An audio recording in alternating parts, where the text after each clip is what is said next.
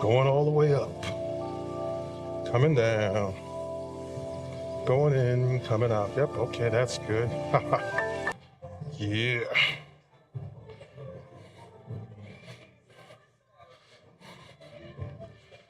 So what we gonna do?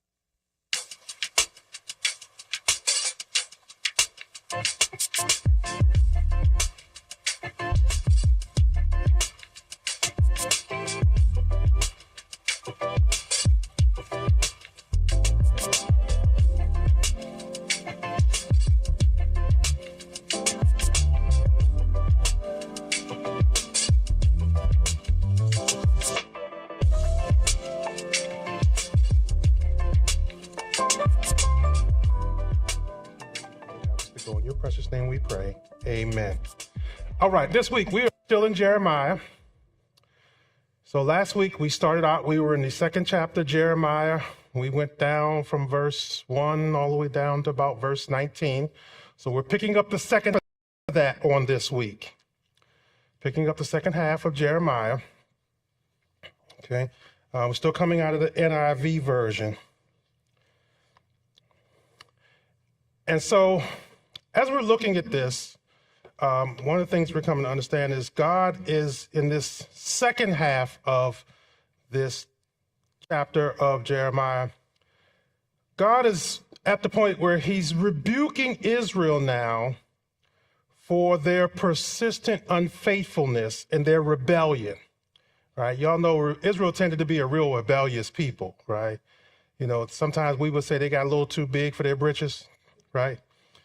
And so, and the strange thing about this is, and despite from them being freed from bondage and God having, as he called, planted them as a choice vine, Israel has decided that they were going to corrupt themselves by turning away from God, turning to idolatry, okay? And not only did they do that, but then when confronted with it, they went so far as to even try to deny their own guilt in what they had doing. And so as God is going through and he's describing all of this stuff that Israel is going through, he kind of likens them to what we call wild animals, right? Wild, uncontrolled animals is how he kind of likens them, and you know, and how they mock their reliance on their own man-made gods. And as I was going through this, there's some stuff in there that God, you know, he just kind of threw them out there for the most part. He's like, hey, if y'all think y'all all that, tell them to come get you, right? You know, and so as I was reading, I was like, wow, this is crazy, you know. But as he's doing this, God is going through and he's starting to chasten them for forgetting his faithfulness, right? And in doing so, he's kind of making some comparisons. So throughout all these verses, you're going to see where God is comparing Israel to some pretty shady things at the time, right? He's looking at Israel's conduct, and then he's looking at the conduct of what we would consider shady or bad things. And he's saying, y'all just like that, right? You know, and as those are some bad things. And then what he's telling them is, you know, he's warning them that, you know, if they remain, if they're trying to do all of this stuff, right? You know, he's telling them that, you know, your allegiances and all the things that you're doing are misplaced. You're putting your trust in things and people that can by no way, shape, or form save you, right? Or give you the type of comfort and surety that I can give you, right? And so God goes through all of these things with them, and he's telling them about all of this stuff, and he's still trying to figure out, because you remember last week we were talking about how Israel, you know, God's chosen people just suddenly up and turned away from God. For as God says it, for no reason. He's like, okay, what'd I do to y'all that y'all just basically turned your back on me? What happened that made you all want to just turn your back and, you know, forget all the great stuff that I did for you? So what happened? So we're still in Jeremiah, 2nd chapter. We're going to be starting around verse 20. So Jeremiah 2, verse 20, it goes like this. It says, long ago, you broke off your yoke and tore off your bonds. You said, I will not serve you. Indeed, on every high hill and under every spreading tree, you lay down as a prostitute. I have planted you like a choice vine of sound and reliable stock. How then did you turn against me into a corrupt wild vine? Although you wash yourself with soap and use an abundance of cleansing power, the stain of your guilt is still before me, declares the sovereign Lord. How can you say, I am not defiled? I have not run after Baals. See how you have behaved in the valley. Consider what you have done. You are a swift she-camel running here and there. A wild donkey accustomed to the desert, sniffing in the wind, her craving in her heart. Who can restrain her?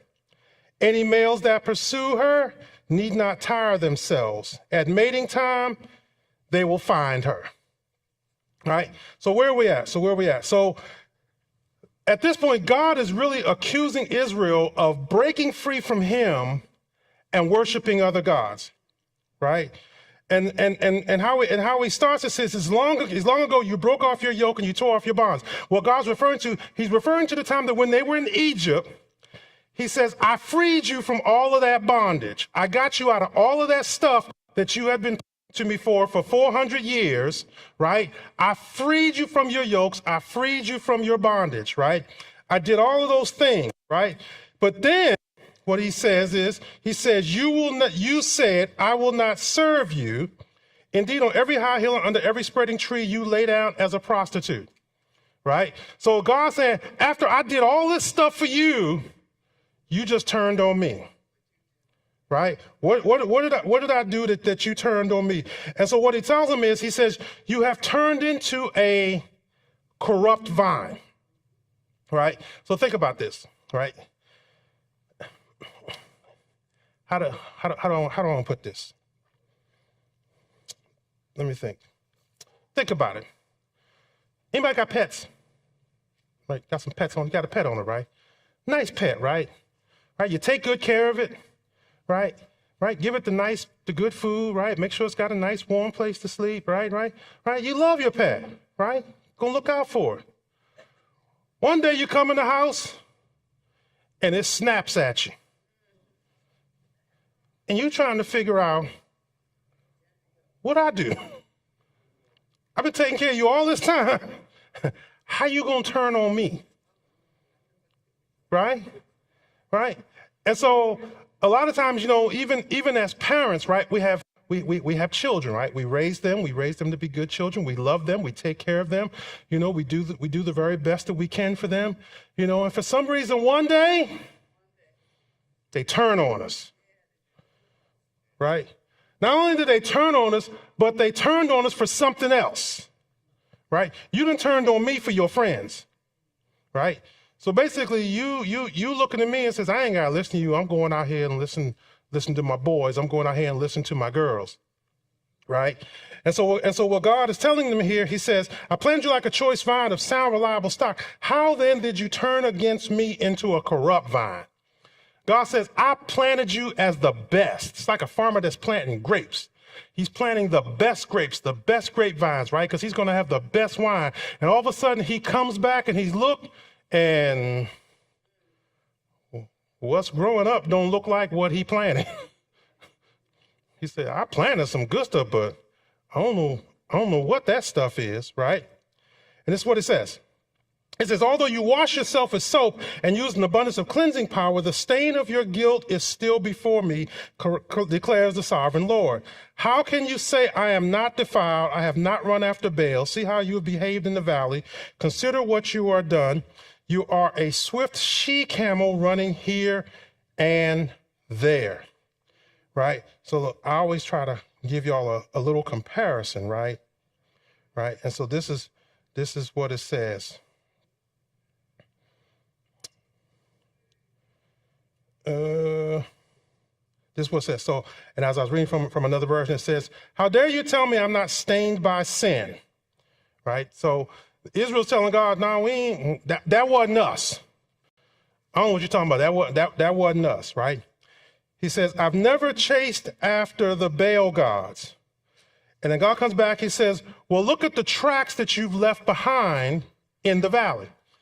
So you're telling me you didn't do it, but look at your track record. Look at what you've left back there, right? And this is what it says. It says, how do you account for what's written in the desert dust, the tracks of camels in heat, running this way and that way like a wild donkey in rut, sniffing the wind for the slightest scent? Who could possibly corral her, on the hunt for more and more, insatiable, indiscriminate, and promiscuous? So basically what God is saying is, you turned away from me. Although you try to cleanse yourself, you try to say that it wasn't me, we didn't do all of that stuff. He says, the track record that you have left behind tells a different story, right? He says, then it says, I have not run after Baal. See how you behave in the valley. Consider what you've done.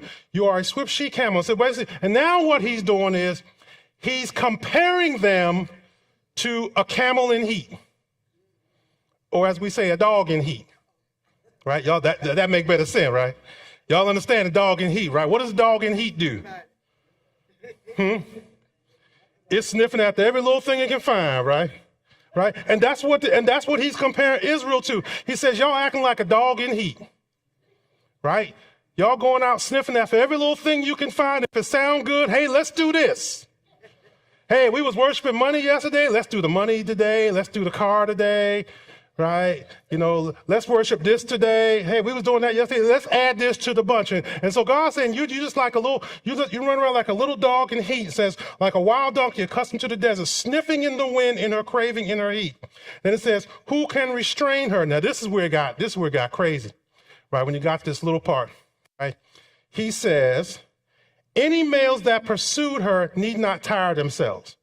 So, if you run around like a dog in heat, and it says if you're really trying to chase them stuff, you ain't got to expend a whole lot of energy.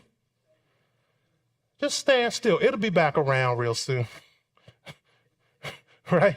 You ain't got to go out there. You ain't got to go out there and expend all that energy, right? He says, right? He says, any males that pursue her need not tire themselves. He says, at mating time, oh, they'll find her. Yep, she'll be right there waiting for you. Okay? When the time is right, right? And this is what it says. So we're coming down to verse 25. This is what it says. Verse 25 says, do not run until your feet are bare or your throat is dry. But you said, it's no use. I love foreign gods. I must go after them. Right? So y'all remember New Jack City? Right? Y'all remember that movie? Y'all remember Pookie in New Jack City? Right? I remember Pookie. When I was reading this, I kind of got that vision in my head of Pookie, and it said, do not run until your feet are bare, your throat dry. Says, but you said, no, it's no use. I love these foreign gods. I love chasing after this stuff. And I must go after him. And so in New Jack City, they was talking about Pookie. And Pookie was a crackhead, and he was trying to get off a crack, right? And so when he's talking to him, he's like, man, I can't stop, man. It be calling me, man. It be calling me, man. I be trying to stop, man. I don't want to go after this stuff, but it be calling me, man. Right? And so what God is saying is, Israel, you just like that. Right? Israel's pretty much telling God, you try to stop us, but look, hey, that stuff be looking good, man. We just got to go get it, man. Okay? I don't know what it is about that stuff, but it's just something about it, God. It just be calling me, man. I just got to go get just one more time, just one more. Let me just go get one more, God. Right? And then this is what they're telling him. Right? He says, as a thief is disgraced when he is caught, so the people of Israel are disgraced. Their kings, their officials, their priests, their prophets. They say to wood, you are my father, and to stone, you gave me birth. They have turned their backs to me and not their faces, yet when they are in trouble, they say, come save us. So this is what God says. God says, as a thief is disgraced, so a thief gets caught, right? Right? What happens, right? They done got caught, they done put their little head down, right? They gonna say, well, it wasn't me, God. It was, what she used to say? The devil made me do it. All right? So he said, so when he got here, he says, as a thief that's happened, you're now not taking responsibility for the things that you have done. Now it's somebody else's fault. Right? And Israel is trying to convince God that it wasn't really them. It was kind of like, God, it was somebody else. That really wasn't us that you saw doing all that bad stuff. That really wasn't all of that stuff, right? It says, as the people starts to call, so the people of Israel are disgraced. Their kings, their officials, their priests, and their prophets. So he says, not only are just you, but everybody else above you, because all y'all was in this together. Right? Birds of a feather flock together. Right? All y'all was in together, right? And so it's kind of like, so imagine this. Imagine a person who repeatedly borrows money from predatory lenders, right? Knowing that they're going to be charging you high interest rates and 50 million fees and all this other stuff, right? But you keep doing all this stuff, right? Then when you get into financial trouble, who do you blame? You don't blame yourself. You're going to blame them, right? You're going to blame someone else, right? Right? And so this is what God says. It says, you knew this was bad when you went into it. You went into it knowing it was going to lead to destruction, right? It's kind of like, how can I put it right? So I used to tell people, I used to know a lot of friends that used to smoke, right? I used to tease them, and this is how I used to tell them. I said, man, you smoke? He's like, yeah. I said, do this. Do this. I clean my gun twice a week. I said, come on by, give me $1.87, right? I'm gonna let you take yourself out into the woods, right? And go and put yourself out your misery. He be looking at me, he like, what? Like, what that mean? I says, a bullet for my gun costs $1.87 each. I says, if you gonna kill yourself, you might as well go head on and get it over with. Because that's all you're doing. Because what happens is you're smoking cigarettes, and what's on the side of the pack of cigarettes? There's a thing on the side of the pack of cigarettes that says, this will kill you. Right? It's right there on the side of it, right? Most people probably didn't read it, didn't want to pay attention to it, or they don't believe it's going to happen. So it says, this will kill you, but yet you keep doing something that you know is going to kill you. And God is telling Israel, you keep chasing after these gods that you know they're bad for you, but yet you're going and doing it willingly. And then when bad things happen, you want to stand back like it wasn't your fault that you done got into the trouble that you're in. Okay? Right? That's what he said. That's what you want to do, right? And this is what it says. He says, where then, right? This is where it gets from. Everybody say, where then? All right. Where then are the gods that you made for yourselves? Where they at? Right? Y'all spent all this time, all this energy making all of these gods. I still ain't figured that out. Somebody help me out, right? Okay, I'm gonna go ahead. I'm from Baltimore, right? You know, sometimes we have a trouble understanding stuff, right? So help me understand. How you gonna put your faith, your trust into something that you made? I ain't figured that part out, right? You went out to the mountain and you hewed the jade from the side of the mountain, right? You brought it back to your little workshop and you sharpened up all your tools, right? And you got your craftsmen there and they were just tinkering and they were carving and they were shaping and they was doing all this other stuff to make this wonderful, beautiful little statue. And then you went and you made a nice place for it to sit. And then when y'all was done, all y'all picked it up and carried it to its nice little place and you set it down. And then you all of a sudden said, this is our God. As we say in the country, that dog don't hunt, right? Something wrong with that picture. Wait a minute, I made this, but I'm putting my trust in something that I made, right? Right? It's like you remember when we was in school, right? We had little crafts, right? Everybody remember paper mache? Right? It was like we all did paper mache, right? You made your nice little paper mache statue and it was oh so pretty and you were so proud of it. And then you set up on your little nightstand and every night you come in and you bow down your little paper mache statue and say, this is going to be my God. Right? And so God is looking at Israel and he's trying to say, how did this happen? Right? But this is where God kind of punches them in the throat a little bit, right? Verse 28, he says, where then are the gods you made for yourselves? And this is what it says. He says, let them come if they can when you're in trouble. Right? So let's think about this, right? Because, I know folks that have people like this around them. Right. And a lot of times I've had people around them, right? I've had people around them that, you love them. They turn their back on you, basically tell you to kiss their backside. Right. Until they need you. Right. I remember when I was growing up and like all teenagers, we got a little rambunctious. Right. And we got a little beside ourselves. And we would, as we say, Sheila, we smelling ourselves, right? Right? And we would do and say crazy stuff to our parents sometimes, right? And I used to always remember something that my mama told me when I was younger, when I got to that point, right? She used to always tell me, she said, you can go on out there and do that if you want to. She said, but you're going to need me long before I'm going to need you, right? And so God is looking at Israel at this time, and he says, where are the gods that you made for yourselves? You made them, God. Where they at? He says, let them come if they can when you're in trouble, which means, in other words, when you get in trouble, what you calling me for?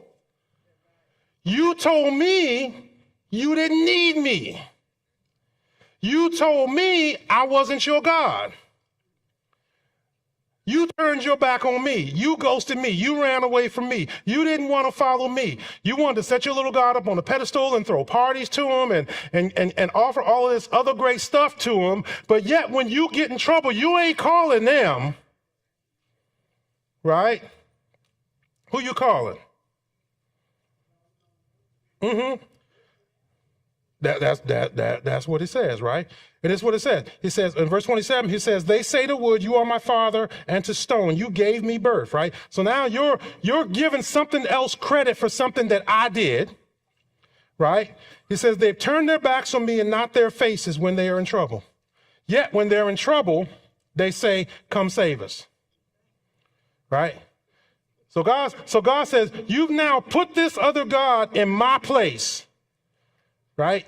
It's like you done found a new set of parents, right? You got a new set of parents. You're gonna tell these new parents you done went out and created for yourself, you my mama now, you my daddy now, right?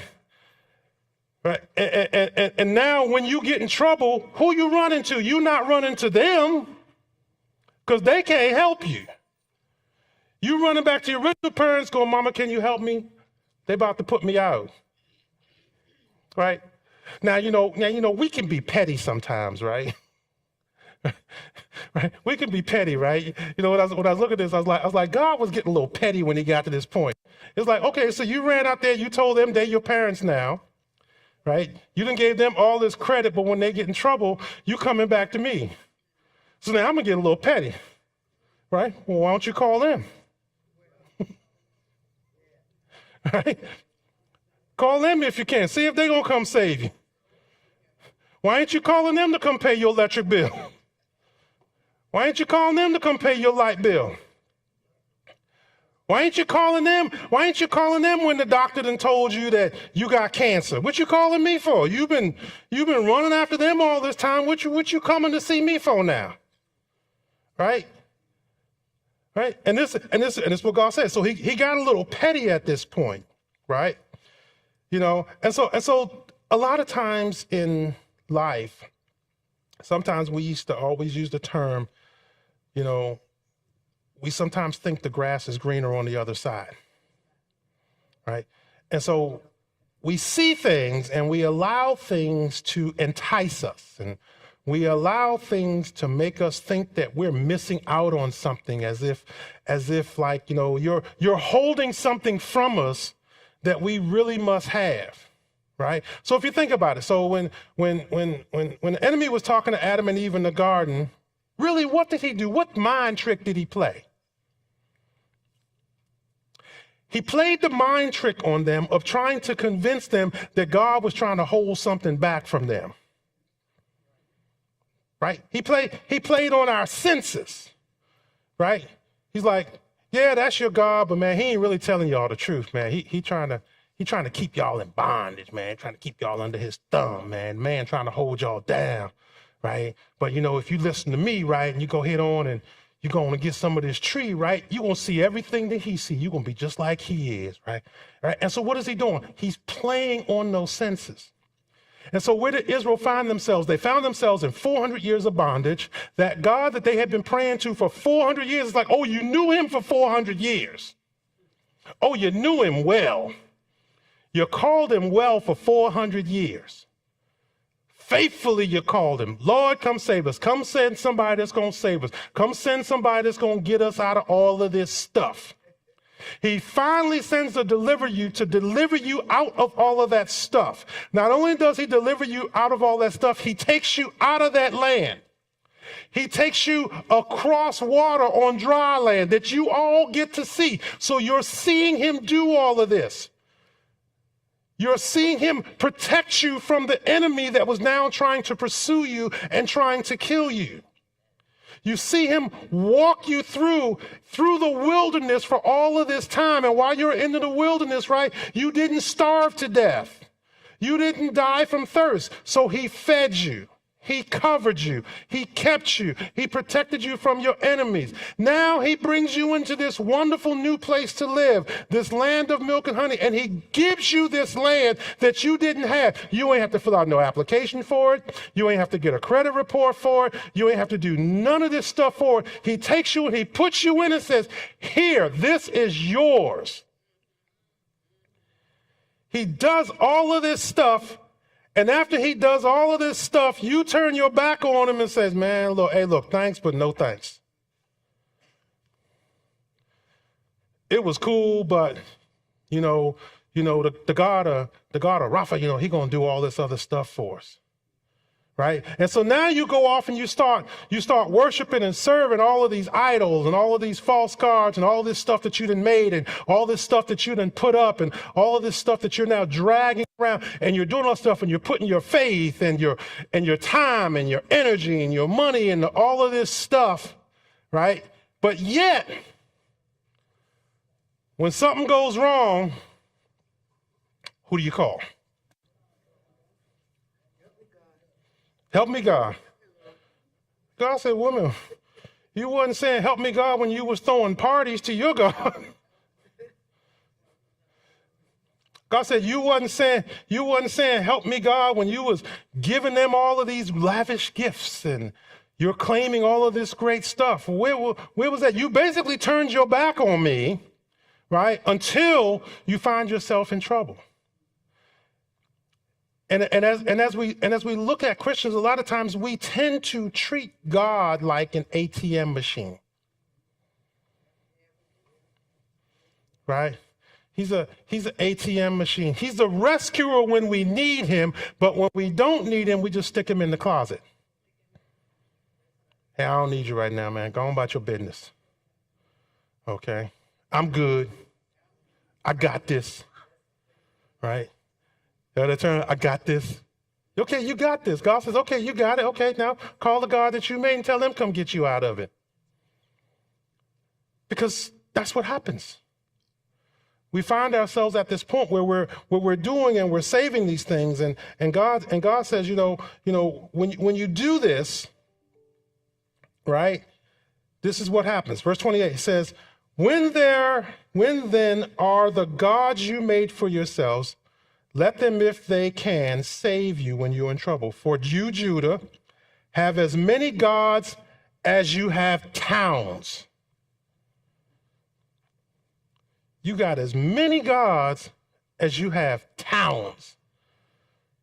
Right? So it's like you got enough gods to make its own town. So it ain't like you just did one. You've done many. And so when we think a lot of times of the things that sometimes we put before God, the question that we ask is, how many gods do we have that we put before God? Let's count them. What's possible? Job, car, money, children, house, spouse, right? That's 6. Man, you can put 6 things before God, right? Your own selfish desires, your status, right? You done created all these other gods that you have turned your back on God for until, well, I went to the doctor the other day and what he had to say wasn't too good, right? And so, he said, I might have to go do some surgeries and some other stuff. And now you're crying, and you're in that car that you was worshiping on Sunday morning. Oh, it's clean when you get back out from the doctor's office. Oh, because you was worshiping on Sunday morning, right? You had to polish it up and shine it up and do all the other great stuff on Sunday morning. So now you're sitting in the God that you've been worshiping, trying to call who? You sure enough ain't calling Mercedes. I know you didn't call Lexus. Right? Right? So then you get home, right? And you get out of your Mercedes God, and now you go into your Ballaford Homes God. And you're in Ballaford Homes, and you're sitting there and you're crying and you're snotting. But you're not calling Ballaford Homes to talk to them about the issue you just got with the doctor. Who are you trying to call? You're trying to call God, right? You're trying to call God, the one that you kept turning your back on, says, I got this, right? I'm doing good, right? This is what it says. Verse 29, it says, why do you bring charges against me? You have all rebelled against me, declares the Lord. In vain I punished your people. They did not respond to correction. Your sword has devoured your prophets like a ravenous lion. You of this generation consider the word of the Lord. I have been a desert to Israel, or a land of great darkness. Why do my people say we are free to roam? We will come to you no more. Then it says, does a young woman forget her jewelry, a bride her wedding ornaments? Yet my people have forgotten me days without number. And so what's God doing? So now God is talking to them. He's talking to them, and God says, I have tried to discipline you, right? I've tried to get you to turn your way around, right? But you've gotten to the point where you don't even now respond to the discipline that I try to give to you, right? You know, it's kind of like, you know, when we was growing up, you know, it's like, you know, y'all remember what I say. I grew up in a time when, you know, you could whip your children. So, you know, and I have family members that, you know, I guess they had gotten so many whippings that after a while they was just immune to whippings. It's like you would hit them and they would just stand there like, okay, this will be over soon. I can go on back to doing what I was doing, right? You can beat that. When the neighbors could be, it was equal opportunity butt whooping back in the day. Yeah, I remember them days. It was equal opportunity back then, right? Yeah, right.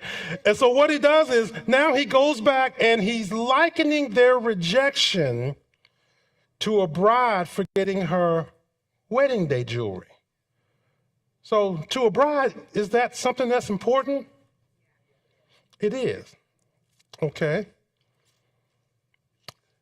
But then he goes on so much further to say, he says, but God says he's been faithful, but Israel has just forgotten him entirely.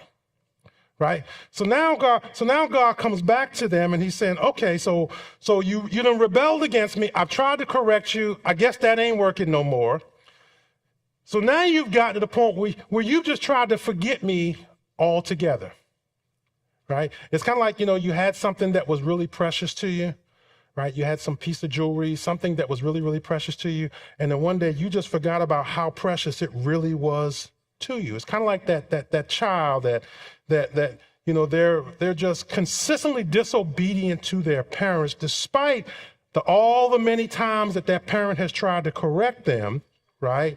But, you know, the child, they just got to the point where they just gonna do what they want to do. So it don't matter what mama say, it don't matter what daddy say, they just gonna do what they want to do, right? And so now here is God, he's lamenting over the pain of Israel, basically doing the same thing. So he's telling Israel, says, Israel, I've tried my best to do all this stuff for you, but no matter how good I am in doing, you just decided you just gonna do what you want to do, right? In the Navy, we used to use the term for that. We says, if you're gonna be stupid, don't be halfway stupid. If you're gonna be stupid all the way, right? And so Israel has just gone this way, and this is what it says. It says, how skilled you are pursuing love. Even the worst woman can learn from your ways. On your clothes is found the lifeblood of innocent poor, though you did not catch them breaking in, yet in spite all of this, you say, I am innocent. He is not angry with me, but I will pass judgment on you because you say, I have not sinned. Verse 36 says, why do you go about so much, changing your ways? You will be disappointed by Egypt as you were by Assyria. You will also leave that place with your hands on your head, for the Lord has rejected those you trust. You will not be helped by them. Right? And so this is what it says. So now God, he's got this point where he's now exposing Israel's skill at chasing sin. So Israel had gotten so good at chasing sin, it's like they got degrees in it. Right? You know, backstabbing 204. Right? Idol worship 306. Come get your master's degree and turning your back on God. Right? You know, and so what he's doing is he's doing all this stuff, and now God has gotten to the point where he's comparing this to some of the most immoral things that he can think of that can try to get them to understand what it is that they have done.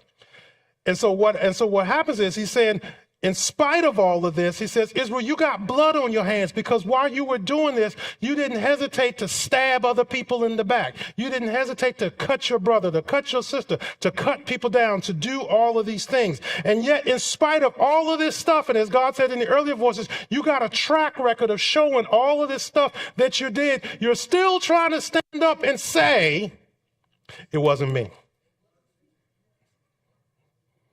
Right? This is what you said. You say, it wasn't me. I have not sinned. Right? And this is what he says. And this is what God says. So this is the part you got to pay. So then God comes down here to verse 36 says, why do you go about so much changing your ways? You were disappointed by Egypt as you was by Assyria. And so now what God is telling him, it says, not only Israel are you turning your back on me, but you ain't even loyal to the gods that you keep creating. It's like you change your mind about who you're going to worship just as quickly as you change your underwear. That's some changing, right? So not only was you not loyal to me, but you ain't even loyal to the gods that you made, right? Because you keep changing your mind. You keep changing your allegiance. You know, first you're allied with Egypt, and then you're allied with Assyria, and then you're allied with this person, and then you're allied with this person, only to find out that all of that brings you disappointment. Because just as they let you down, they will continue to let you down. But what God is trying to tell you is, I have always been here. I will always be here. And despite all of this, when all of them are gone, guess who's going to be the last man standing? I am. Right? And this is what he says. This is what he says. And so what he says is, he says, when all of this happens, you're going to be walking away like what they used to call prisoners. Y'all ever see shows where they have prisoners on TV? Right, where they're taking prisoners in war? Right, you ever see how they walk? Right, prisoners in war walk like this. Right, this is that sign of humiliation. And God says, this is how you're going to be walking when it's all over. You'll be walking just like that. Because you have tried to align yourself with things that can't do for you what I have already done for you. Basically, God said, I have done more for you than they could ever think about doing, but yet you're going to turn your back on me and you're going to try to go worship them. So you know what? If that's what you want to do, call them when you get in trouble. Let me know how that worked out for you. Amen? Amen. So this is what I need you to understand. As we go back and we look at Israel and we look at all the things that we do, we understand that Israel got caught up in their own self-deception. They had become so good at that stuff that they were starting to believe their own hype. Right? You know how somebody does something right, you start believing your own lie? Right? You done convinced yourself of something that you start believing it. Right? And so God says, you've gotten so good at that, and not only did you do that, but you always had this misplaced trust in all of these foreign nations.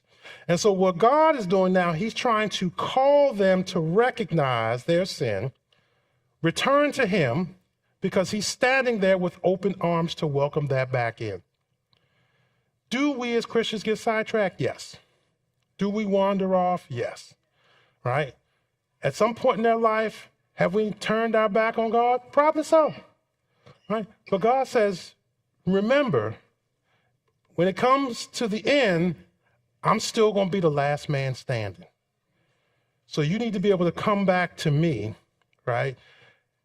The one and the only sovereign God. So it doesn't matter that you went out there and did it. It says, I chastened you for it. I chastised you for it. I've tried to correct you for it. But God is trying to tell you, right? So in other words, God is still trying to let them know, I love you. Come on back home, right? It's like a parent, right? You got a parent, you got a child that wandered off the rails. Does the parent just throw them away? No. They're still praying that one day, right? One day the light gonna come on. And they're going to come home and act like they got some sense. And that's where God is. Amen? Amen. All right. It has been great being with you all this month. Should I think, who's up? Huh? Do I got one more Sunday? I think I do. Yeah, I do. Yep, I do. Yep, I do. Yep, I do. I was trying to think. I get sidetracked. These Sundays have been going so fast. This month has gone by so fast. It's like, I'm at the end of the month already.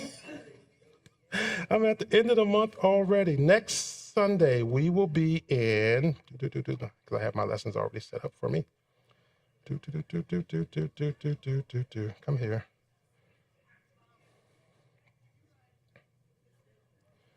Yeah. That's what I thought. Yeah, so I was looking at my calendar. I was like, I thought next Sunday was first Sunday. Yeah, that's first Sunday in February. This is my last Sunday. I know y'all enjoy it, but I can't be here all the time. All right, let us pray. Dear God, our Father, we thank you and praise you, God, for this opportunity, this time, and this space. We ask and pray, to God, as we go from this service up into the next service, to God, that you would be with us, lead us, and guide us. To God, our prayer, to God, is that everything that we say, everything that we do, be found acceptable in your sight. Let every word that we say, every song that is sung, every prayer that is prayed, to God, be a sweet-smelling sound into your ears. Bless those, God, who are going to stand, dear God, and sing your precious melodies, God. Bless the man, dear God, who's going to stand and bring your preached word on this morning. Hide him behind your cross, dear God, so it's not he we see, but you speaking through him, God. And God, we promise to give you all the glory, all the honor, and all the praise. In Jesus' name.